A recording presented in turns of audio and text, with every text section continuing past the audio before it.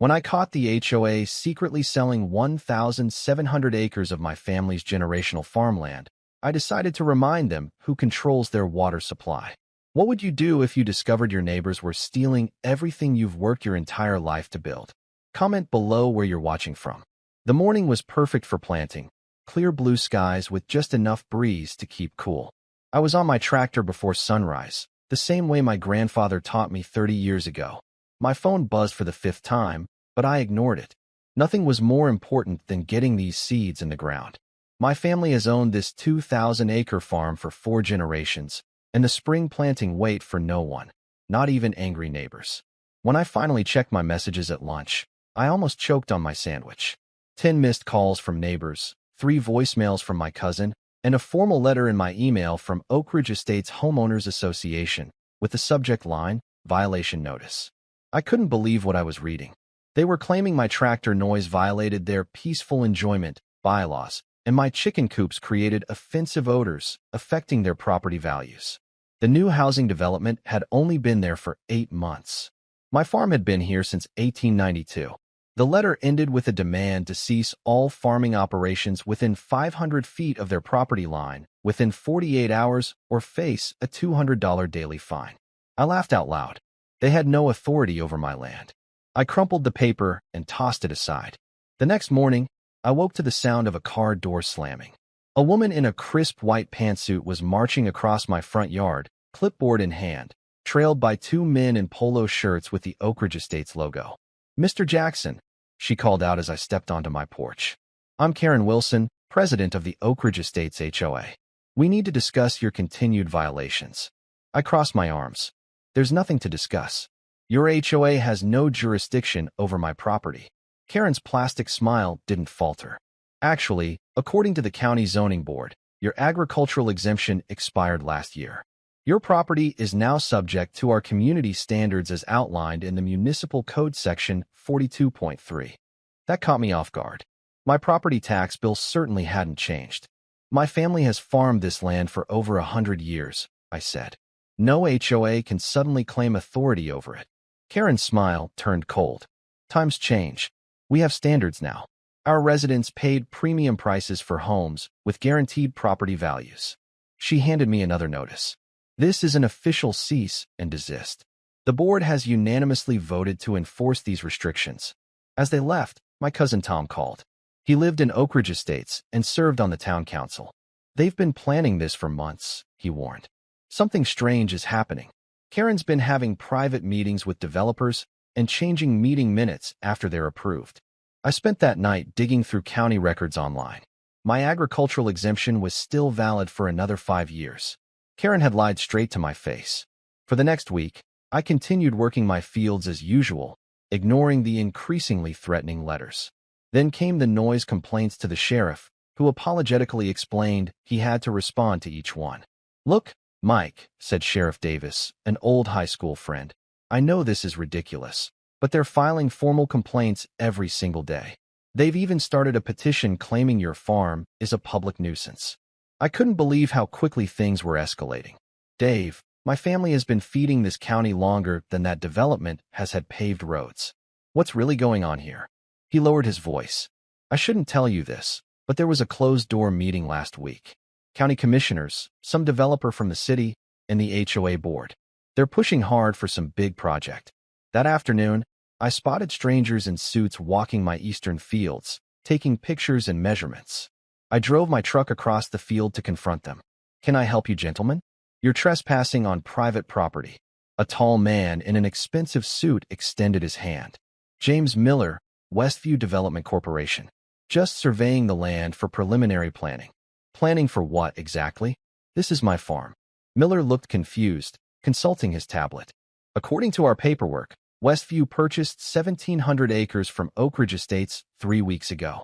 Construction begins next month for the new Oak Ridge Commons shopping center and luxury condos." My heart nearly stopped. "That's impossible. I never sold my land to anyone." He showed me the digital documents on his tablet, survey maps of my eastern fields, bearing official county stamps and signatures.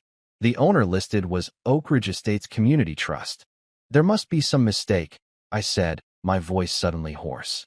No mistake, sir, Miller replied. Perhaps you should contact Oak Ridge. The sale was finalized last month.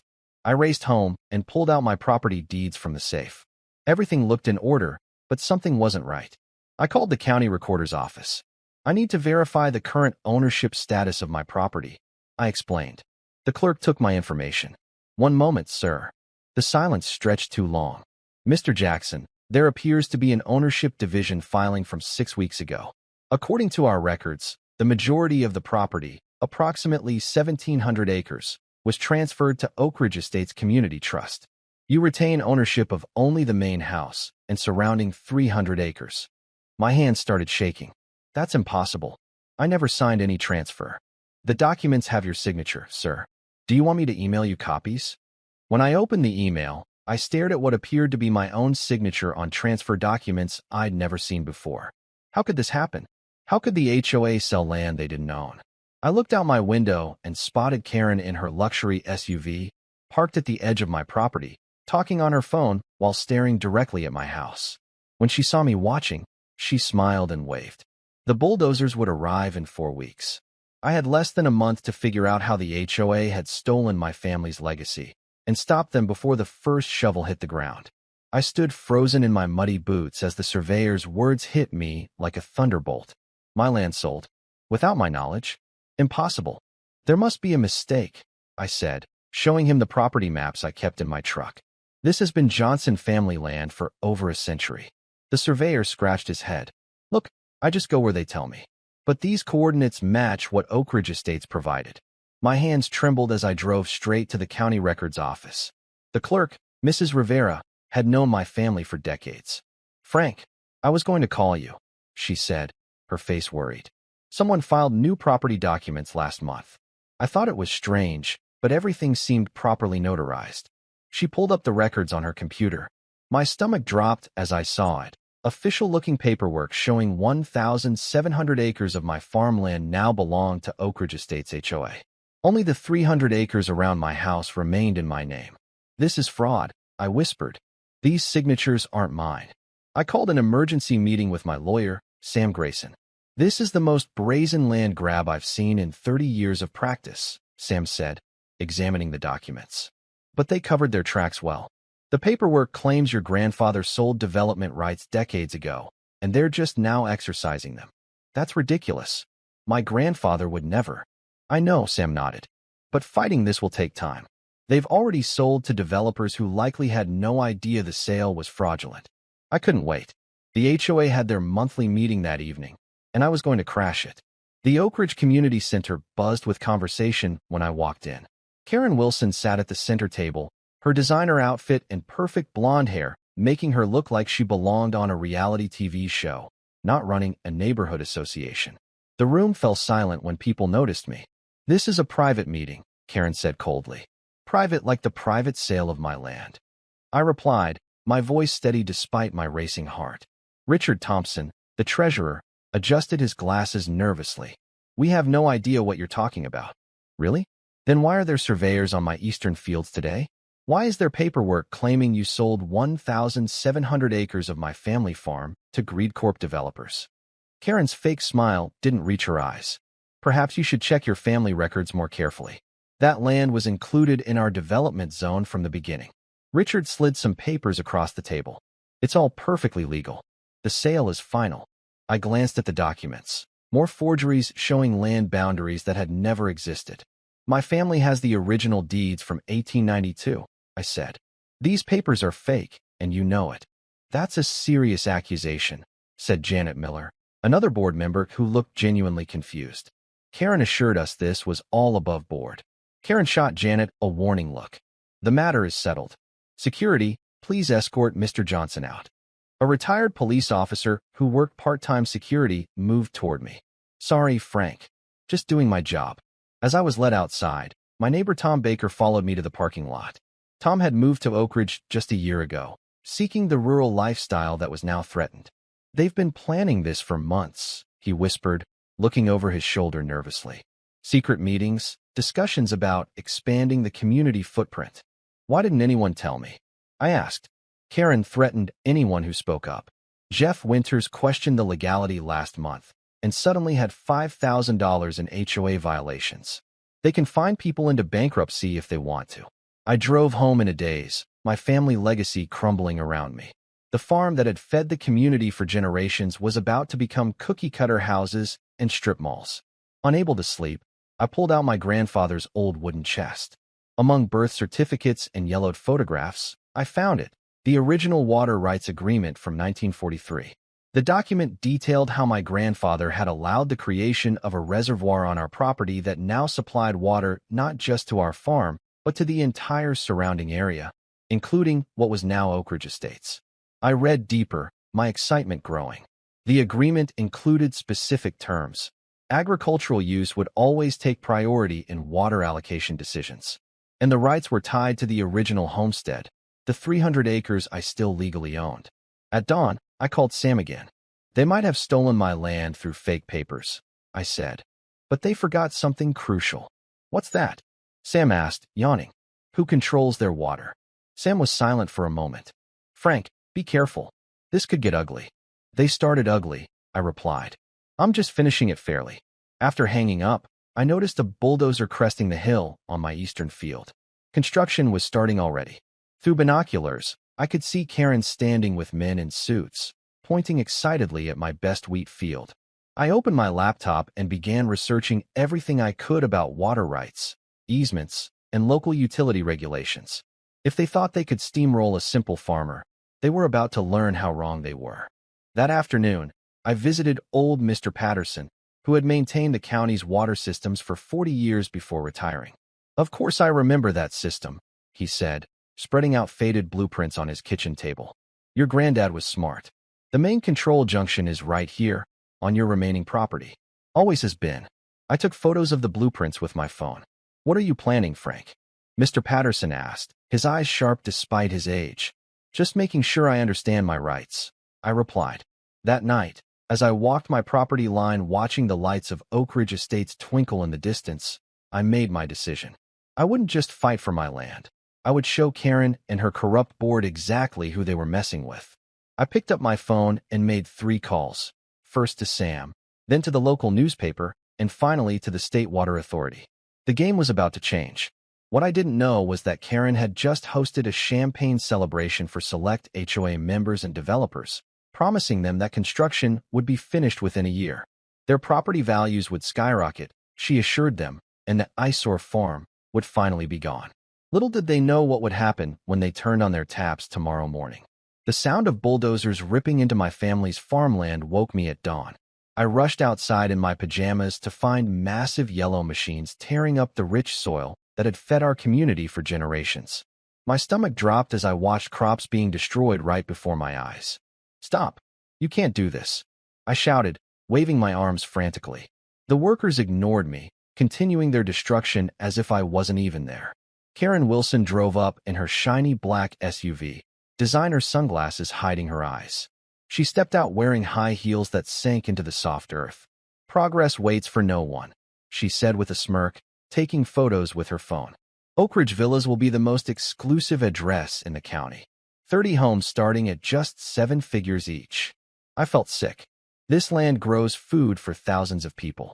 You can't just turn it into luxury homes. We already did. Karen laughed, showing me her phone screen with a digital rendering of massive houses where my cornfields once stood. The papers are signed. The county approved the zoning change last week. As she drove away, I noticed she deliberately splashed mud onto my boots. I stood there, hands shaking with anger, watching years of hard work disappear under the bulldozer's tracks.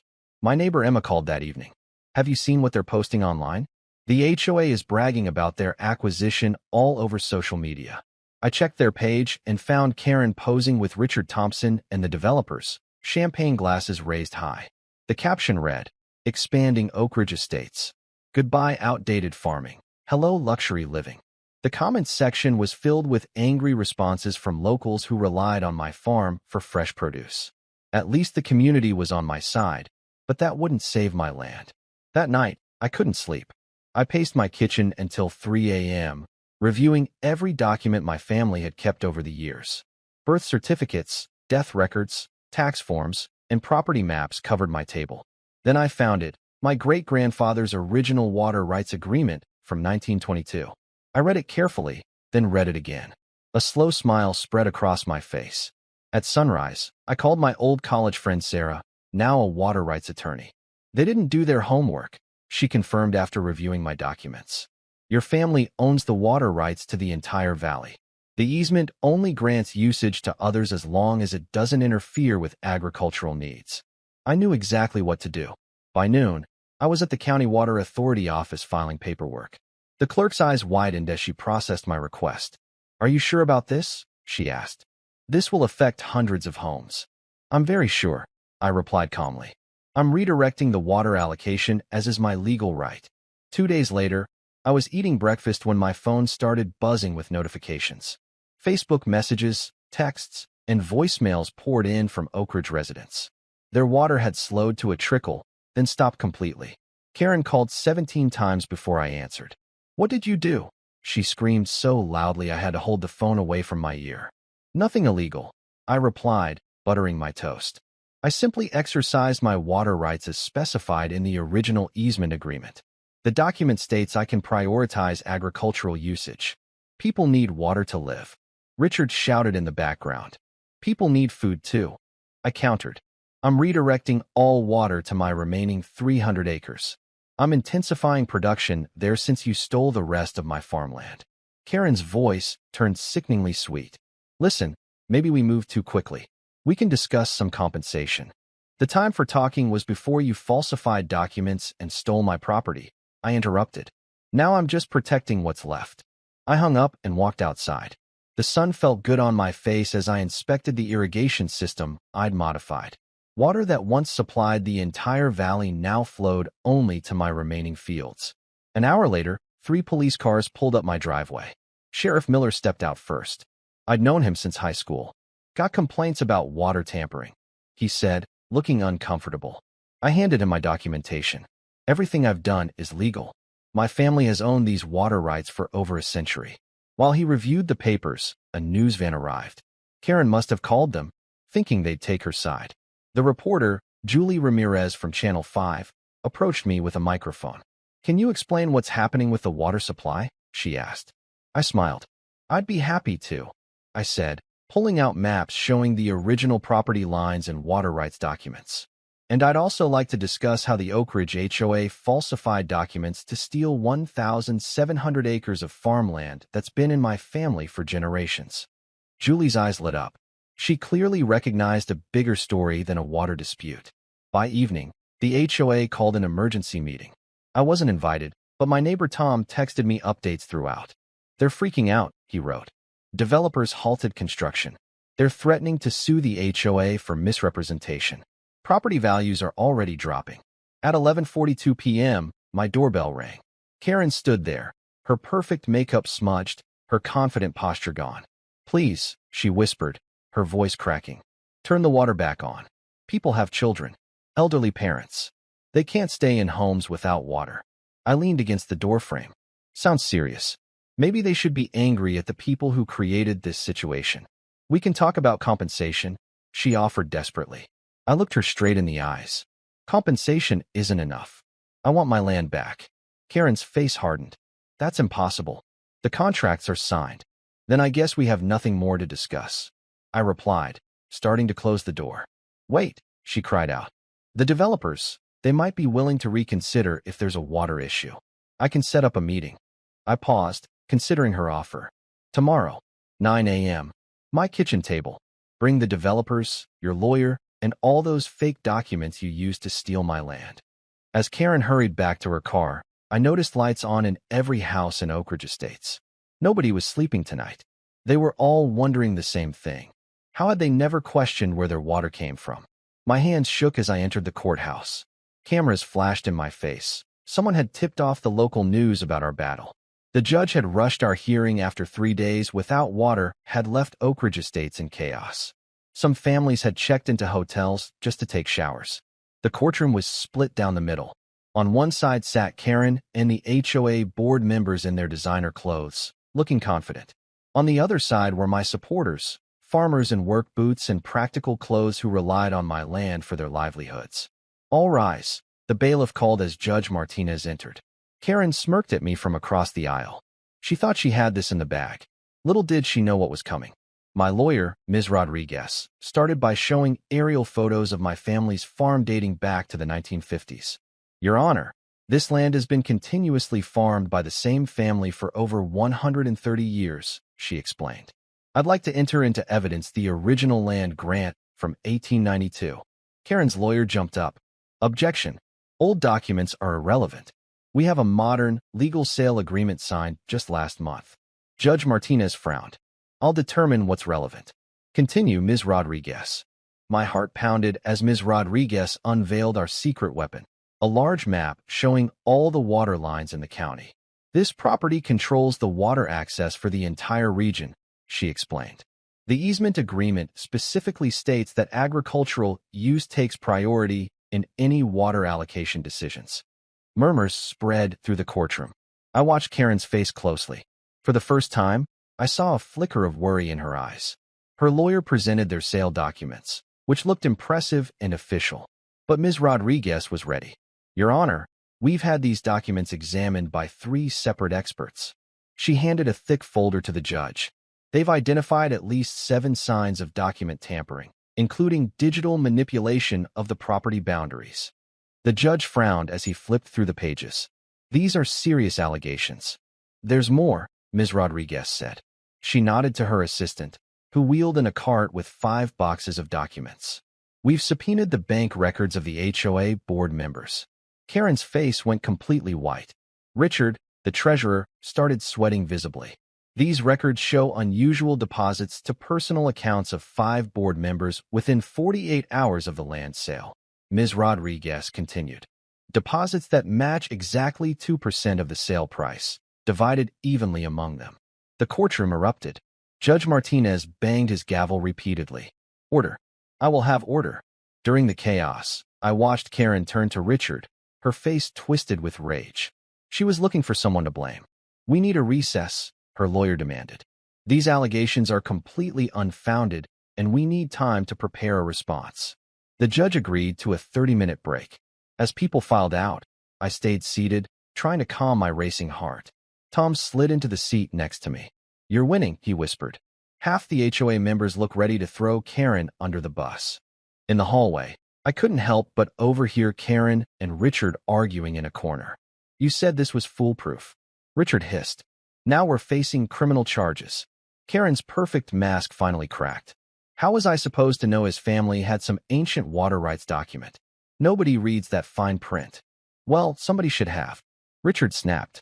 The developers are already talking about suing us for misrepresentation. I pretended to check my phone while listening. This was better than I'd hoped. They were turning on each other. When court resumed, the mood had shifted dramatically. Karen's lawyer requested a brief consultation with the judge and my attorney. They spoke in hushed tones at the bench for several minutes. Finally, Judge Martinez addressed the court. Based on the evidence presented, I'm issuing an immediate injunction halting all development on the disputed 1,700 acres. I let out the breath I'd been holding. It wasn't over, but it was a start. Furthermore, the judge continued, I'm ordering a full investigation into the documentation provided by Oak Ridge Estates HOA. If evidence of fraud is confirmed, this matter will be referred to the district attorney's office. Karen's perfect posture collapsed. She looked like she might faint. As people began filing out, Mrs. Jensen, an elderly HOA resident, approached me. I had no idea they were doing this, she said quietly. Many of us didn't know. We just wanted nice homes. I understand, I told her. This isn't about punishing residents. It's about stopping corrupt leadership. The developer's representative was waiting for me outside. He looked nervous, pulling at his tie. Mr. Davis, he said, extending his hand. I want to make something very clear. We were misled by the HOA. Our company purchased that land in good faith. We had no idea the land wasn't theirs to sell. I studied his face, trying to decide if he was telling the truth. Your bulldozers destroyed crops that would have fed hundreds of families, I said. He winced. We want to make this right. We're planning to sue the HOA, but we'd rather work directly with you on a solution. I thought about all the people who depended on my farm, workers, local restaurants, families. Fighting would take years. Maybe there was another way. Come out to the farm tomorrow, I suggested. I have some ideas that might work for both of us. As I walked to my truck, Karen stormed past, flanked by her lawyer. She stopped when she saw me, her eyes filled with hatred. "This isn't over," she hissed. "You think you've won, but my husband plays golf with the mayor. We have connections you can't imagine." I just smiled calmly. "You might want to save your energy for your legal defense, Karen. I hear fraud charges can be pretty stressful." Her face turned an alarming shade of red. For a moment, I thought she might actually throw a punch right there on the courthouse steps. Instead, she jabbed a finger toward me. "You'll regret this. Nobody makes a fool of me." As she stalked away, Richard hanging back with a panicked expression, I noticed the news cameras capturing everything. Karen's threat had just been broadcast to the entire county. Tom appeared at my side. "The other board members are already talking about holding emergency elections," he whispered. "Nobody wants to go down with Karen's ship." I nodded, watching Karen's retreating figure. I'd won the first battle, but the war wasn't over. I still needed to get my land back, and Karen wasn't going to surrender easily. But for the first time in weeks, I felt hope. Sometimes justice does prevail, especially when you control the water supply. You won't believe what happened next. 6 months later, I stood in my eastern field as the morning sun sparkled across the dew-covered crops. The bulldozers that once tore into my family's legacy were gone. In their place, farmers worked the land that had been returned to me, all 1,700 acres of it. The judge had thrown out the fake sale papers and ordered everything back to me. "I still can't believe we won," said my wife, squeezing my hand as we overlooked our restored farmland. "We didn't just win," I said. "We changed everything." The morning after our court victory, my phone had exploded with calls from reporters. The story of an HOA trying to steal a family farm hit a nerve. People from across the country sent messages of support. Some even mailed boxes of homegrown veggies as a show of farmer solidarity. Karen and her HOA buddies couldn't hide from the spotlight. Camera crews camped outside their fancy houses, asking about the kickback money they'd taken. Richard broke down on live TV, admitting they'd planned the whole thing over secret meetings and champagne. "We just thought no one would care about some old farm," he sobbed into the microphone. But people did care. A lot. 3 weeks after the court decision, I got a surprise visit from the developer's new CEO. Their old boss had been fired over the scandal. "We made a terrible mistake," she said, sitting at my kitchen table. "Our company never would have moved forward if we'd known the truth." I pushed a plate of my wife's fresh-baked cookies toward her. "What happens now with your company?" She smiled. "That's why I'm here. We have a different idea. Would you consider selling just 50 acres, legally this time, for something that could help everyone?" Instead of luxury houses, they proposed building a modern farming facility on a small corner of my property. It would create jobs and process crops from farms all over the county, including mine. Plus, they'd fund a farming education center where city kids could learn where their food comes from. "And the Oak Ridge HOA?" I asked cautiously. "They'll have no control over any of this," she promised. In fact, the next HOA meeting looked nothing like the old ones. Tom Baker, my neighbor who'd secretly tried to warn me, had been elected the new president after Karen and half the board resigned in disgrace. The remaining members voted unanimously to approve my new farming operation and create a buffer zone between our properties. "Most of us moved here because we loved the country feel," Tom explained as we walked the property line together. "We never wanted to destroy what makes this place special."